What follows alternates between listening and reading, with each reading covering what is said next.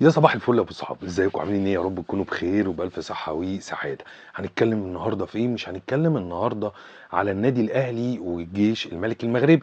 استنوا ليه حلقة لوحده، هنقول لكم كالعادة زي ما قلنا في ماتش الشبيبة نقاط القوة ونقاط الضعف، وان شاء الله باذن الله ده هيبقى فيديو لوحده. ولكن النهارده جايين نتكلم عن منتخب الكابتن حلمي طولان والبطولة العربية اللي هتبتدي يوم 2 ديسمبر.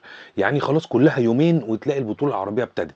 نتمنى طبعا الكابتن حلمي طولان والمنتخب التاني التوفيق. عايز اقول لكم ان مصطفى شلبي اتصاب اصابه مش هيلحق البطوله العربيه، فمصطفى شلبي خرج ودخل مكانه سعد ميسي. طبعا كلنا ورا الكابتن حلمي طولان وبنتمنى منه ان هو يؤدي اداء قوي، وعايز اقول لكم ان هو جهز الفريق تجهيز قوي. تقول لي يا عم انت بتدافع عن حلمي طولان؟ لا، اللي بيدافع عنه مباراه الجزائر اللي احنا لعبناها ماتشين هنا على ارضنا، وكان الاداء غايه في الروعه، واداء كان محترم جدا جدا جدا، واللعيبه كانت واقفه على رجلها.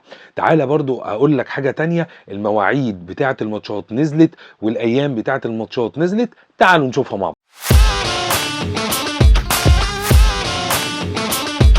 لكم مرة تانية، وكابتن حلمي طولان والمنتخب التاني، احنا في ظهر الكابتن حلمي طولان وفي ظهر منتخب مصر التاني وفي ظهر الكابتن حسام حسن ان شاء الله في افريقيا اللي هتقام في المغرب.